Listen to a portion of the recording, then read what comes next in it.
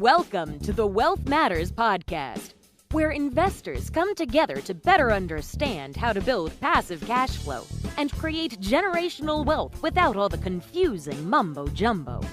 Here's your host and co-author of Amazon #1 bestseller, Alpesh Parmar.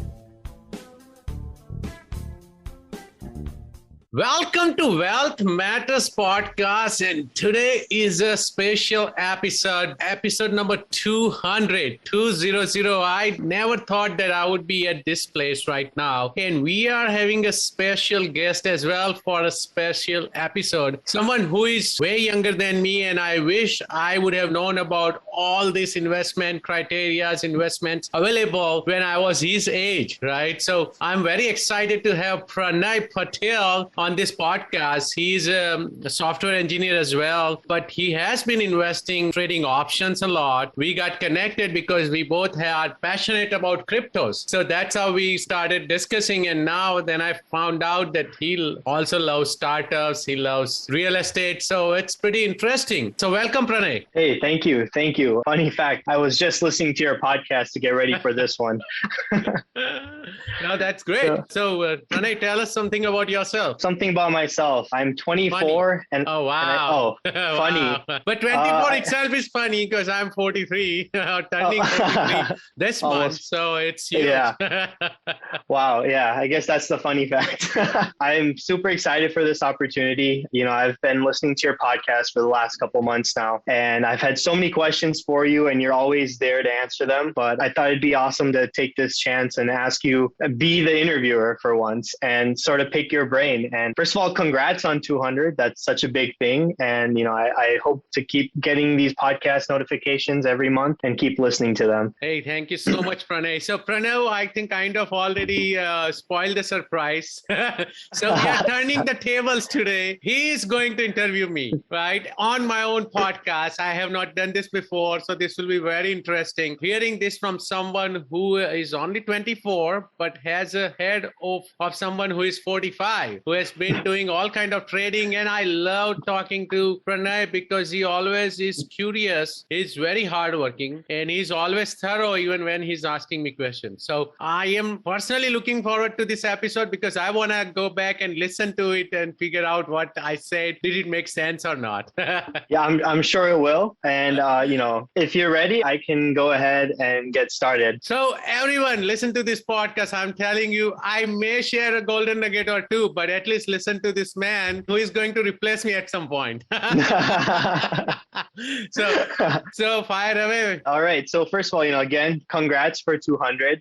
You know, I've been listening to your podcast for quite some time now, and every week it's something that's completely different, right? I've heard you talk about spirituality, calmness of mind, to real estate and investment, crypto, and foreign economics and politics. I've talked about everything from A to Z with you, and you seem to have knowledge in all areas and aspects, which I love, you know, just soaking in and taking in. So I really wanted to... Let me interrupt. Sorry, maybe I'm just master of none, right? Jack of all and master Jack of all none. trades, master of all opportunity.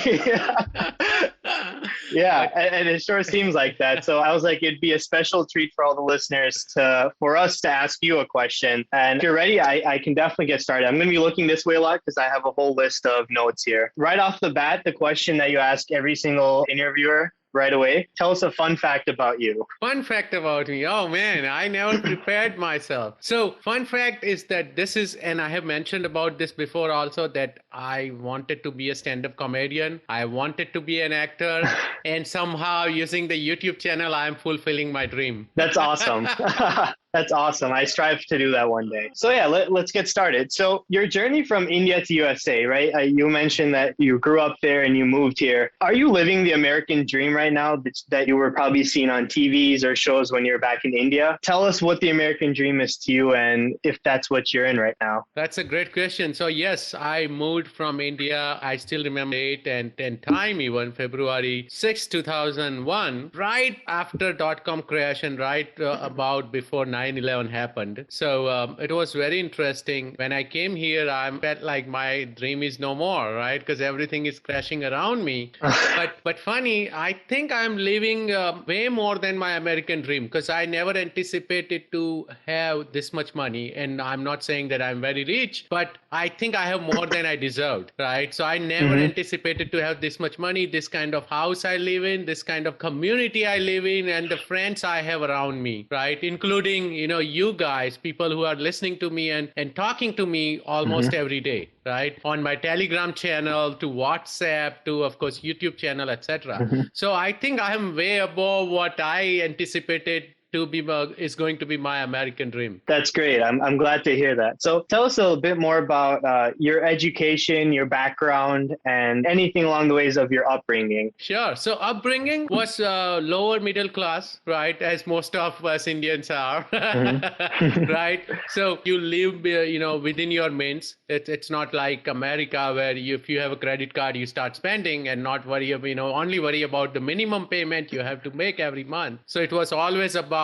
that if you need this, do we have this much money? If we don't have it in the bank, then we can't get it, right? So it was always a good upbringing. Now that I look back, that thinking that, yes, I knew what I had to do to get where I want to, right? And I did engineering degree from India and then moved here and did my master's in computer science here as well, which seemed pretty easy compared to the education in India, by the way.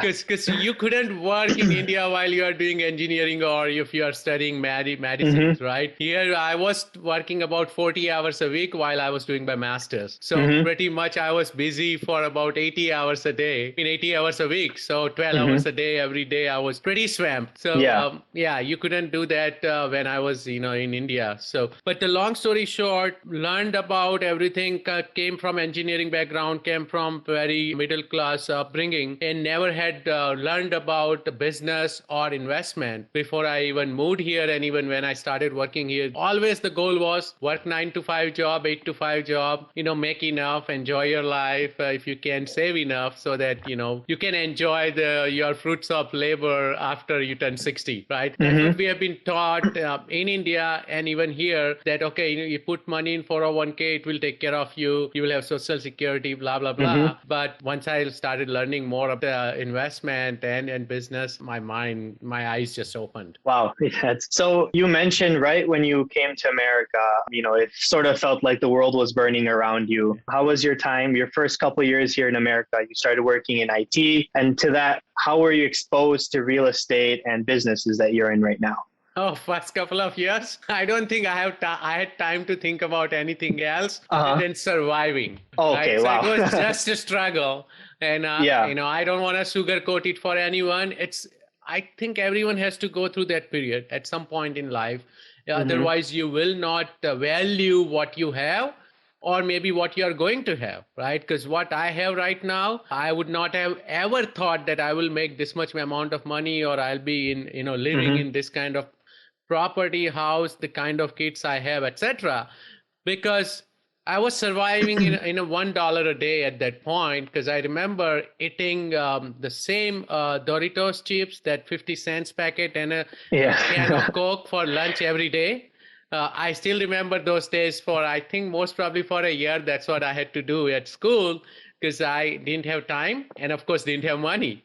So I would go to the vending machine, take out 50 cents worth of the chips and then a can of Coke, and I was done with my lunch. So it was a big struggle working at 7-Eleven store to liquor stores to Indian restaurant to sugarcane and juice store.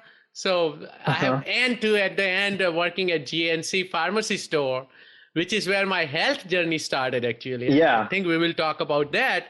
But before then, I never cared about health. Means I was always average. I was never overweight, but I never studied about health. But when I started working at GNC during my school years, I had to study all the vitamins and all the minerals, everything we sell. if Mhm. I don't know, how can I sell it, right? So I had, Mhm. the one thing I was doing every day, I'll take out the book and study about I think more than 50,000 different products. Oh, wow. So you had to, of course, you can't know everything, but you had to know most of it to Yeah, be the able to, fast because when sellers. someone Yeah. says and asks you question, if you don't know, then they are not going to buy, right? Yeah. So that's how that journey started as well. So from then, when was the first time, or what was the first like venture that brought you into real estate and business, and potentially shift to that full time? So from up to 2009, I was just working 9 to 5 job. Mhm. Worked at a pretty large software company, and Uh-huh. then a big four consulting company as well, pretty Okay. large in the world. And then in 2009, I got laid off. Okay. And Around the I never crash. Yeah. thought that I am dispensable. I'm like, okay, I'm there. I'm one of the managers. Mhm. Nothing will happen to me. And then at that same time, my wife was pregnant with our first child. So Mhm. I still remember July 2009, I got laid off, and my daughter was born on November 2009. So Mhm. right about 4 months before I got laid off. And that's when I started exploring that I need to look at other means, right? At that point, I was still not exploring the idea of opening a business or real estate, Mhm. but it was more about I need to have multiple streams of income, and this is what I keep talking about every time on my podcast, right? Think about how you can supplement your income first, and then think about how you can replace your income. That does not mean you Mhm. need to leave your job when you replace your income, but at least you are safe. You know that you have something to fall back on. You'll be taken care of. I was not ready at the time. My wife had stopped working because that's what we had decided, that when we have our baby for a while, she should take off, right? So, Mhm. but funny that somehow I moved into consulting field, and I started consulting on IT side, and uh, I met at the consulting company, or not the consulting company, the client I was working at, I met my future business partner. Okay. He was my guiding force, and I don't mind taking his name here as well. Eric Peoples, he's still my business partner. Till Uh-huh. this day, we started the business together in 2011. It's been 10 Yeah. years. And I love him. He's one of the best person to work with, as well as Mhm. he acted as my mentor because he guided me not only in starting a new business, also he was also a real estate investor. Uh, So that helped me a lot because I'm like, okay, yeah. this guy is doing it. I can do it. He will guide me if I need to. So that's how the journey started. But 2009 is my catalyst year. I got laid off. I didn't have any choice. My back was against the wall. And of course, that year Mhm. was very important because my first one was born as well. So Yeah. that year changed everything in my life. Before then, I was just living regular life where I would do 9 to 5. My wife will work 9 to 5, and then Mhm. pretty much same old thing every day, right? Yeah. Commute to work, come back to work, eat, sleep, wake up. Yeah. There was no Same. change. But 2009 that changed, and 2010 I started my first business, which is still my business as well. And then 2011, my partner and I started our business together. Mhm. So that's when I started learning about how business is so helpful in not only giving you freedom, but also the most important thing is saving on taxes. Right? Yeah. Because I can Yeah. write off, I can use it, I can Yeah. leverage it. I have a lot of ways to, get leverage, right? So that Yeah. was very important. Yeah. I just finished your last podcast, and I was on Zillow looking at homes in Puerto Rico. I have done that already a couple of times. Yeah. And then That was my all the wife has motivation. always shut down that idea. But Yeah. I think for someone like you, or for someone who is single, that's the best thing Uh-huh. to do right now. Yeah. It's unbelievable what you can do there. Yeah. So I mean, just a absolute golden nugget was uncovered in the last podcast. So thanks for that. And thank you for the explaining your background. It really gives me insight of what you've gone through to be here in the seat you are, and preach what you've learned, and get other people on that same level as you. So For people who don't know Alpesh Bhai, he is very much like learn and grow together rather than, grow alone and then teach. He's always lifting the group together. So thank you very much for sharing that. Oh, I appreciate it. Thank you. So yeah, next question. You've talked about your last like 10 years or so of when you came to the USA with your business and stuff. So what do you see yourself doing in the next 10 years? What are some of the big avenues or things you have coming up in life? That's a great question. 10 years. So, no, funny. I would be enjoying my retirement somewhere in the world. Okay. Yeah. I wouldn't be answering you. No, just kidding, Pranay. I would still continue to invest and help others invest with me or without me, whatever way. But at least continue to educate. That is my goal, that once I have enough money, or even if I have enough money or not, I still want to continue to invest and help others. It's helping me grow as a person, and it's helping me as well in figuring out how I can teach this to my kids, right? Yeah. So I'm being selfish, but if I have to, follow what I preach, right? So this is one of the ways. So after 10 years also, most probably, of course, I wouldn't be working as hard, but I would still be in business. So look at Robert Kiyosaki to Warren Buffett. Did they stop investing? Did they get out of the business, right? They could have 10 years ago, even 20 years ago, but they are still continuing, right? One thing is, of course, they want to, leave a legacy. They want to continue to make money, but also they enjoy what they do. Right. And as long as I'm enjoying, I'll continue to do this. Yeah. And I feel like that's your answer now because you've started your own business, right? If you were doing 9 to 5, I think I'd be hearing a completely different answer. Of course. Just that would be get like done. Next day.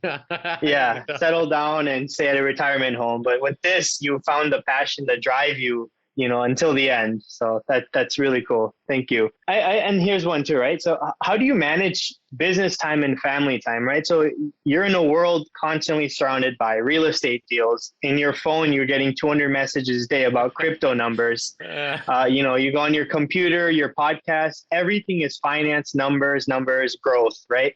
Yeah. So you being a very, pretty spiritual person yourself, how do you find a balance? Where is the point where you say, okay, I'm done for the day, time to focus on my family and time to focus on my other aspects of life? So that's a very important question as well. And I'm still struggling. So no one is perfect. Let me put it this way, right? It's very difficult, especially in this age and time, right? Because we have all kind of mobile devices to computers with us, to, watch, which also reminds me that, okay, there is a message, right? So it's like you are constantly surrounded. And then, of course, we use social media from Facebook to LinkedIn to Telegram, WhatsApp, all over. So it's very hard. But one thing I do is, unless it's very important, I don't try to speak with anyone after 6 p.m. Right? A lot of people try to connect with me. I also don't try to speak with anyone before 10 a.m. or so. Right? So that's my morning routine, because I can take care of it. And then I'll talk about my morning routine as well later. But that's one thing. And the second is, I take off whenever I feel. Yeah. Like literally, I'm like, okay, I'm doing something and I feel like, no, I need to take off. I'll just get out of the house and then not worry about anything. So that's one thing. And second, whenever my family needs me, right? So that point, I'm not like 5 minutes, 10 minutes, 15 minutes. I'm just gonna pretty much leave everything, unless, of course, I'm recording a podcast. Then it has to be an emergency. But otherwise, if my kids are complaining or saying anything, I'm going to run. I'm going to be okay. I'm going to live this. Let me get out. Let's play. Let's do whatever you need to. So, but on the balance side, if I say yes, I have work-life balance. If I say yes, my wife will, say no. That's a good thing she's not on the podcast. But there is some balance, right? I try to manage the balance also. I work out every day. I try to get away from everything over the weekends. But, it's always, one week would be, 60 hours of work and the next week could be 20 hours of work. Got it. No, thank you. So I guess that leads me to the next question. Could you tell us for, especially me, I'm very curious because it feels like around the clock, you're like always responding to emails, answering questions and stuff. What's your schedule like? Start from the morning till the last, till you put your phone down. That's what. So hopefully my wife doesn't listen to this podcast. I used to wake up before COVID, okay, not after COVID. Before COVID, it was 5:30 a.m. sharp. Yeah. No matter what, because I used to hit the gym. I'll make sure that I hit the gym and I'm done with my workout and everything, and I'm home by before 7:30 a.m. So that I can get my kids ready for school and then drop them off. It has changed because, everyone's lifestyle changed, and my kids also grew up as well. So now I wake up at 6:30. I still want to go back to my 5:30 a.m. routine because that was the best. I had a lot of time, I felt like, because there was before 9 a.m. there was so much I could achieve. But that has changed. Before then, I would actually read a book after working out and all that. After finishing my breakfast, I'll read a chapter from a book, 5-10 pages. I will scribe also. I will write some of the thoughts which are going on in my mind, also things which I want to take care of. That time I don't have anymore because I wake up about an hour after. So I'll talk about the schedule now, but of course I want to go back to my schedule, how it was. Right now, again, I wake up when I follow Wim Hof. His name is WIMHOFF. I met him as well. And was a pretty big person in breathing and spirituality world, meditation. So I actually took his courses as well. So I follow his method first 15 minutes of the day. Do meditation, do breathing. That pretty much gets me started. As soon as I wake up, usually I'm always thinking about my day, but that 15 minutes calms me down because now I'm not worried about what's going to happen during the day, right? So that's very important. And the next thing is, of course, getting kids ready and, dropping them to school. And it's not a chore, right? I enjoy it. That's very important. A lot of people think that, oh, you got to do it because you don't have choice. No, I really want to drop them off to school. I enjoy that because my wife cooks a fresh lunch for them. So she takes care of that portion. So I want to go. Sometimes we walk to school. Sometimes we bike to school. If we run out of time, because if my daughter is not ready, then we go in a car. But I prefer walking or biking because that gives me more time to spend with her and we talk about a lot of stuff. Got it. So that keeps my mind sharp, right? Because they always have funny, stupid questions or even curious questions, right? So that's very important. And then once I come home, first thing I do is hit my gym in the garage. Okay. That is where I relieve all my stress. I wish I would have a boxing bag and I'll start hitting, but no. But I enjoy working out. Again, that is another important thing. A lot of people work out because they want to lose weight. A lot of people work out because they want to look good. I want to work out because I want to live healthy. I want to work out because I enjoy it. If I don't work out, I feel like I can't sleep that day. So there are like today, I was so busy, I couldn't work out. So I'm going to play with my kids afterwards to get some cardio in. Exercise. Otherwise, I will not be able to sleep tonight. So that's very important. That's my routine. And after that only, I start working. I start looking at my calendar, all that. So it's about 9 a.m. Pacific time. Before then, it's all about me and my family. Got it. No, thank you. That was very detailed and exactly what I was looking for. So thank you for sharing that. I guess, you've talked about your kids, you've talked about your spiritual side a bit more, and I have more questions on that later. But I guess, what would you tell your younger self to do differently or sooner? And I guess this is advice that you could give your kids because they're basically a form of your younger self. And this is why, Pranay, I keep telling you that I wish I would have started when I was your age, right? I mentioned that 2 to 3 times because then I wouldn't be doing anything. But yes, what I would tell my younger self is start exploring other passive income generation ideas and start investing. It doesn't have to be big, right? Because a lot of people think, I can only invest when I have $500, $1,000. Oh, you can invest even $50 because that is why there are lots of companies from Robinhood, and I don't want to take names of a lot of companies. They allow you to invest in stocks, even though I don't invest a lot, but you can do fractional stocks. And cryptos, you can always do fractional. I tell my friends that whenever they ask me what to buy, I say Bitcoin and Ethereum, and they're like, too expensive. Like, how? They're like, no, I have to put 50,000 down. I have to put 3,100. Like, no, you buy 0.0001% of Bitcoin. Yep. That would be like the $500, right? You buy 0.5 of Ethereum, that's $1,600, $1,700. So there are so many ways you can get started, but get started. So that I would have told myself to start investing early, as well as start exploring passive income generation idea. That's okay. Got it. Yeah, I'm taking notes for myself here as well. So, and I guess leading from that question, my next question is: so when your kids are old enough to understand this, and maybe hopefully they're listening to this podcast, this very one, what advice or quote do you want to give them to cherish and sort of live by? Man, this is a very deep and great question. I'm telling you, this is, I think, the best question out of all this, because this is what I want to leave. My legacy doesn't have to be money. My legacy has to be what I teach my kids, what they see, what I am doing, right? That's very, very important. I'm already teaching them value of money, by the way. Every day they ask me how much Bitcoin and Ethereum are. Every night, okay? If anyone's kids were to ask that would be Alpesh Parmar's. So, but three quotes I am teaching them, or I want to teach them, is one is giving is more important than getting. If you give, you will always get something back. Just don't believe in instant gratification, because that has been the biggest problem right now, that people always want to get something, and if they give, they always want to get something back right away. Delayed gratification is a great thing, and I'm going to teach them. The second one I want to teach them, take action. A doctor even has to perform a surgery to make sure he understood, right, what he learned. So it's taking action in investment, because this is another on the podcast, you and I listen. But if you don't invest, it's of no use to me. Or if you read a book and you don't learn anything, and if you don't apply, then it's of no use, right? So that's second.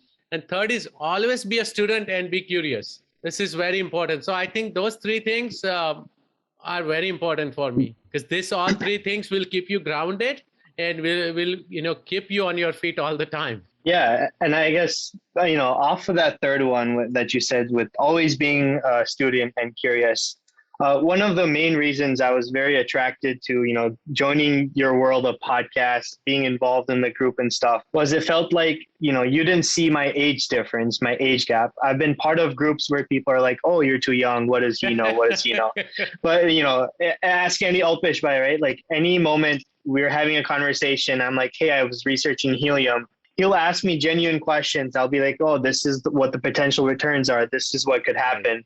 And at no point have you ever made me feel like, oh, you're above than me, that you're older and you know more than me. No. You feel you're smarter than me. Come on. No. I always feel that you always do thorough research. And I'm not joking here. You always are prepared, right? And you always do thorough research. And the questions you ask me in turn are important questions to our discussion. It's not something, where I feel like you don't know and you are just asking.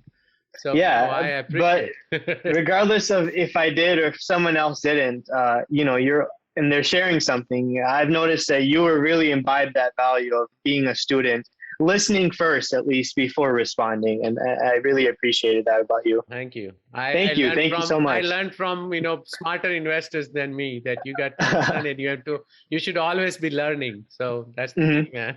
Awesome. And then, and another sort of fact that you mentioned, from one of the three things you want to give your kids is about giving is more important than getting. So do you mind sharing different ways or a way that you are proud of and how you give back to the community?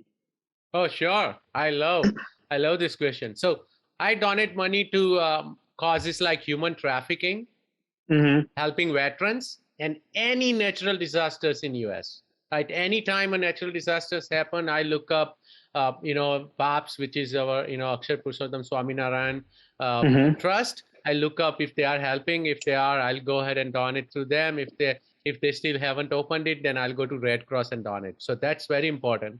And then I support schooling for poor kids in India, right? That has been my motto, that if these kids do not study, especially if they don't have platform, they will never be, at same level as other, rich kids, right? So at least they got to get the platform. And it's not easy like US, where you have free school and you have free everything. You have, you even can get free food, all that. So I want to support that. So this is what I do from money side. But money is one thing. Volunteering is very important. Money everyone has, and they can always donate, right?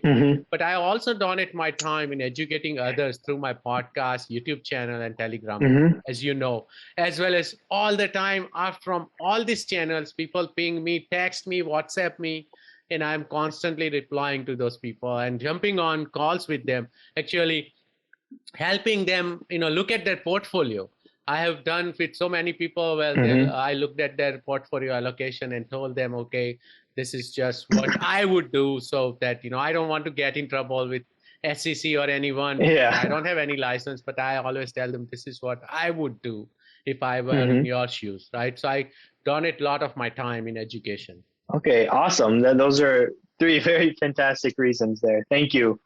And, this is sort of an overlying question from something we talked about back previously. You mentioned, so being from India, being raised in India, coming here, working at GNC. I remember once you told me that you're a vegan.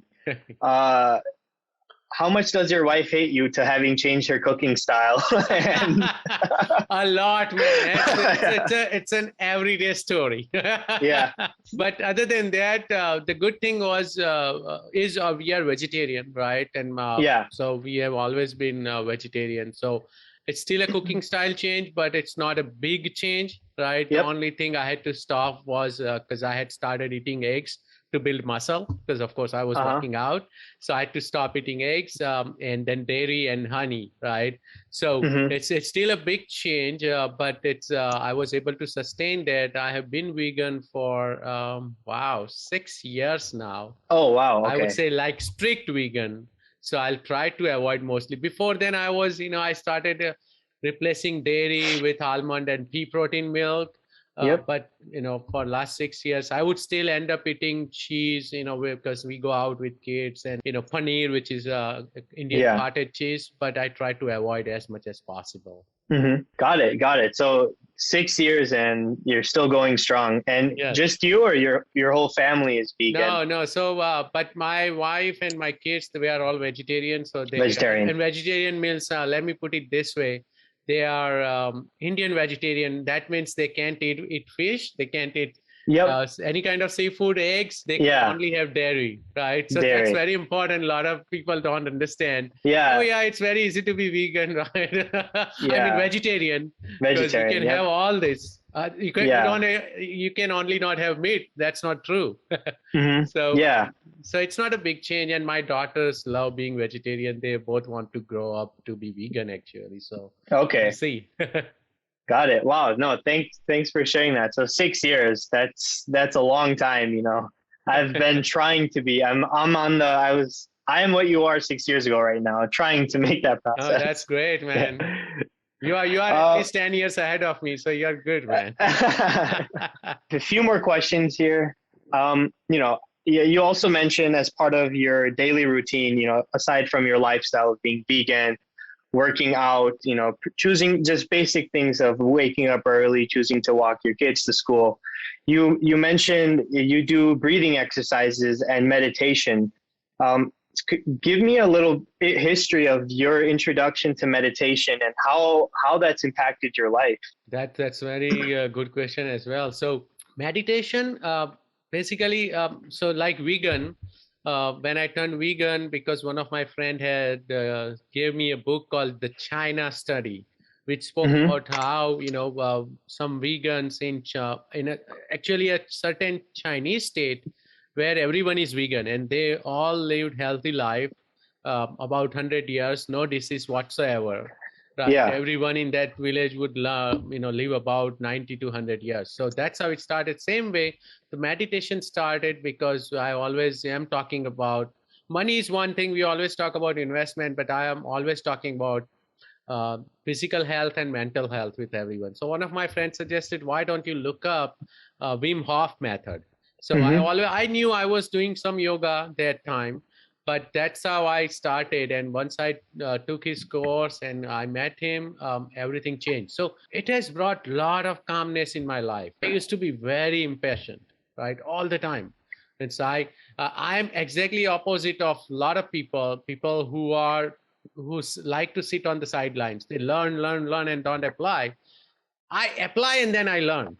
Right? So I invest, I jump in, and then I'm like, oh, I'm drowning. I got to figure out how to swim. Yeah. So that has changed slowly, right? So I was very impatient, and I had lost a lot of money as well, investing first time and second time. And I don't regret it. It's just that I should have learned a little bit more. But now that, because of meditation, I have become not only an investment, but with personal life as well. I used to get angry at kids, not anymore, right? If my investment is not doing good, right? Like you are in a lot of groups with me, right? When people are like, oh, 30,000 Bitcoin, and I'm as calm as I can be. Yeah. I'm like, okay, so what? Yeah. I know before I was investing that this is going to happen, right? This will happen at some point. But if I have, invested at the right time, I know what to do. I'm as calm as I can be. I don't have any issue losing that money as well, right? So that was very important before when I was doing stocks and options and futures in 2015 and 16. I would be so emotional whole day.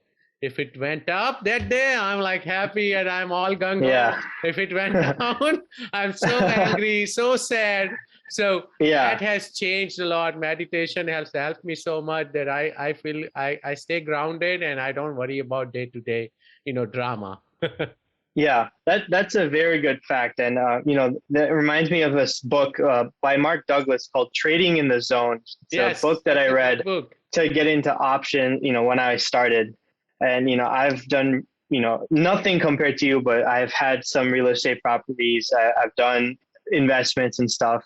One thing I learned the most is when you're in this business, you're more in touch with your emotional side than any other thing that you'll ever do. And you learn more about yourself than any other thing. So I think it's, especially for people listening, and, it's very important as you to invest in your mental side, as you mentioned. Like you took the classes by Wim Hof and stuff. Don't miss that triangle, right? You can't have financial wealth and not have physical health and mental health. It's a triangle. You got to have all three of them together. What would happen if you have $1 million or 10 million or $100 million, but if you can't walk? If you're miserable all the time, worrying about it. So you got to be able to enjoy everything, right?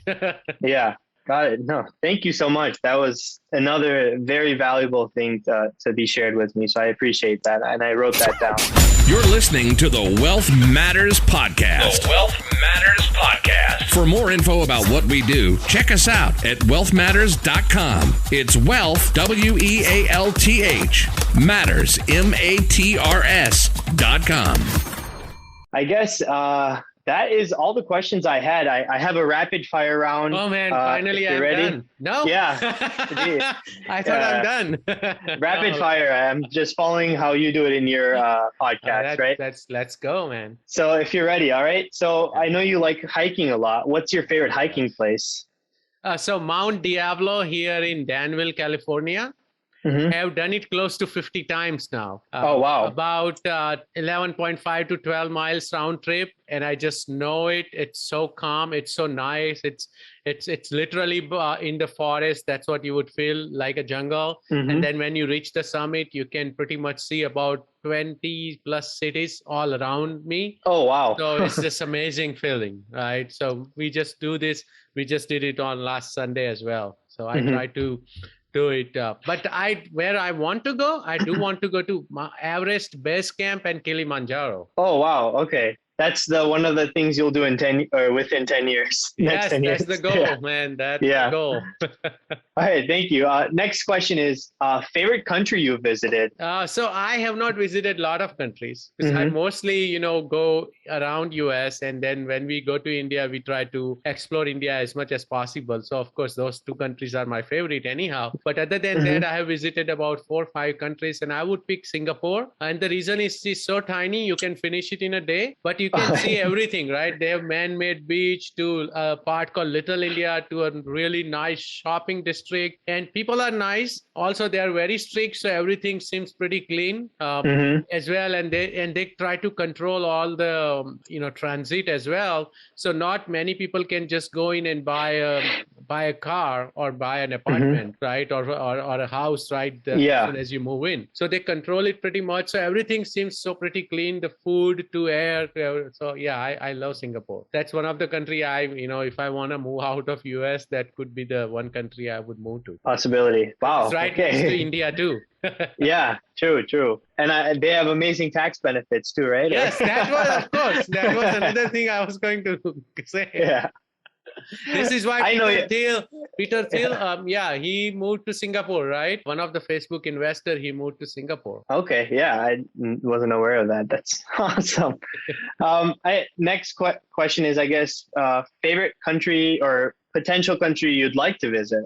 Oh, yes. This has been my dream always, Switzerland. Okay. Just the mountains, how beautiful it is. And then I'm a huge Roger Federer fan. I love tennis. Okay. So, and even I was before him, I was a fan of Martina Hingis. I don't know if people know, but so I will always love Switzerland somehow. I felt like that's my third country after US. So how did you feel with Medvedev's win? Oh, I was very happy. And I was praying for it because I think all three of them are GOAT. Again, Nadal, Roger Federer, and Novak Djokovic. All three of them are awesome. And I prefer that they all stay at 20 slams each, right? They all stay at the same place. So there is no argument, right? So I was very happy because I didn't want him to get ahead of Nadal or Federer. Yeah. But we know Federer is the best. Yeah. Oh man, Federer! I finally saw him playing in person. I always wanted to see him. That's a bucket list of mine. Yeah, I've seen Pete Sampras, to Andre Agassi, Jennifer Capriati, Kim Clijsters, and Nadal was only 16 years old when I saw him playing at US Open. Okay. So, wow. That's I love tennis. That's awesome. Wow. So I guess here's a quick fun question, right? If given $1 million and 24 hours to spend it, how would you spend that money? Oh man, give me right now. No, invest 70% in passive income assets. Yep. Right? 10% in Bitcoin. Yeah. And then splurge on 10% and 10% give to charities. Okay, awesome. I love that you even include the charity part in there. Of course, if it's free money, man. Yeah. And even if it was not, I would. Yeah. And then what's your favorite spiritual text? It could be anything from religious or non-religious, something that's kept you grounded. That's a very important question, actually. So being Hindu, of course, I have read Mahabharata to Bhagavad Gita. And then I studied in Christian school up to my 7th grade. So I had read Bible as well. Right, all are great, religious texts. But recently, the books I read, I may not call them spiritual, but one book everyone should read is The Miracle Morning, and this is why I harped on my morning routine. Right, it's a great book. It's like spiritual because it talks about the saver's routine. It's basically you got to exercise in the morning. You got to have to visualize. You have to do affirmations, read, and write. So that's a Miracle Morning book. The second spiritual book, I would call it as the Go Giver book by Bob Berg. We interviewed him on the podcast as well. He talks about this, that giving is so important. And if you give, you will always get it back, right? Maybe it's not next day. Maybe it's not from same person. A lot of time I give you some knowledge, right? And I shouldn't worry about if Pranay is going to give me anything back. But you may talk about me with some other people and they will give me back, right? So I will always get it back. It's a cycle. So those two books are great. And the third book, I have been reading about Buddha and his life. One book is called Siddhartha. My favorite book. Oh man, amazing book and Best amazing book. person. Herman Hesse. I'm so fascinated by Buddha right now. I'm telling you, that was another reason which pushed me to veganism, right? So this Buddha and Buddhism, it's so fascinating. It's so nice. Meditation, all of the. So I think those three books are awesome books. Got it. Thank you. I got those down. And then one last question, and then you're off the hook for sure. So, you've interviewed over 200 people at this point, I guess 199, and you've been interviewed once. And you started this endeavor as out of pure passion, right? You said you wanted to start out acting, and then you want to be in front of a screen, and now you're teaching, and you're literally every week you're putting on a show from your podcast and everything. So what would you say across, the board of 199 different interviews? What is the single best piece or pieces of advice that you've gotten? The single best piece is the take action. Everyone has mentioned this. Don't be a target. Jump in. Unless you do it, you are not going to learn. So you can read as many books, as many podcasts. You can talk to me, talk to Pranay, anyone else. But if you don't do it, like in our stock to crypto group and the real estate, right? A lot of people, 5 months ago, they also spoke about buying Bitcoin. It was 26,000 or 24,000. They are still asking, should I buy? I'm like, you didn't buy at that time. So if you don't do it, there is nothing you can do, right? Pretty much you got to take action. And the second best piece of advice someone told me is that it's an African proverb I use a lot, and I'm trying to remember it now. Alone, you can go fast. Together, you can go farther. What do you want to do, right? So that's why team is so important. The group is so important. Yeah. And that leads me to my third point is networking, right? Because you got to network to build that team, find the right people who you want to work with or who you want to grow with. So these are the advice I've seen from most of the people. And the one I have seen from one more is always stay grounded. So thank you. What I think are the advices I've seen from most of the people, and I'm trying to adapt to a lot of this. I'm not saying I'm perfect. I'm trying my best. No, thank you so much. And I guess I'd like to summarize sort of this whole brief opportunity I've had of interviewing you. I guess for people, those golden nuggets, as you mentioned earlier, something from me, right? I view you, Alpesh Bhai, as a mentor, right? I've learned a lot from you, and I hope to keep building that relationship with you. From this last hour or so, some of these nuggets that I found have imbibed a deep value in me. One of them was instant gratification is not a thing. As you mentioned, whether it's from your investments or your karma, right? It doesn't come right away. It'll come in another form from another person, but it won't be right away. So that I really appreciate. You've mentioned 3 times across this podcast, take action, right? And I think that was the same advice you probably had when you first started your podcast, right? You didn't know what to do, how to do anything, but you just booked an interview and you just went on it. And now you're celebrating 200. Oh, thank you for that. And I guess the third really wise thing that I really like is the triangle, right? The physical and mental model are the foundation of a peak financial. Yes. So that I've never heard that myself, actually. So that's something. It's my own. I need to trademark it. I'm telling you. I keep telling everyone I want to trademark that. I want to put it in my next book. So many bits of information here. So thank you so much for giving me this opportunity as a listener of your podcast to sort of pick your brain. And, I'm sure next week or next month, we'll have another podcast where I'll get even more golden nuggets on how to save money and, how to be financially and mentally and emotionally stable. So thank you so much for what you do. And thank you for this opportunity. Hey, thank you, Pranay, so much actually for doing this, taking time out of your busy schedule. And the second thing is you reached out to me that you want to interview, right? So I was very impressed by that because I have so many friends, so many listeners, but no one has asked me that question that, can we interview you, right? Of course, people interview me on their podcast, but it's always about, what I'm doing in real estate, right? What I'm doing in investment side. But this actually helped me open up, and this actually showed me who I am as well. So it's very good. Hope this will keep me grounded for again next 10 years. Yeah. Thank you so much for doing this. This is the podcast that I plan on listening to several times, right? To just understand, learn, and maybe in a couple of years we could do this again and see where you are.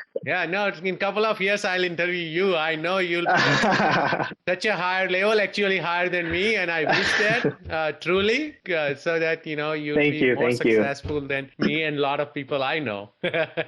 Thank you so much, Alpesh Bhai. I'll catch you on WhatsApp. Thank you. Thanks for listening to the Wealth Matters podcast. If you enjoyed it, please leave us a 5-star rating on iTunes so others can enjoy the show too. Have a great week and happy investing!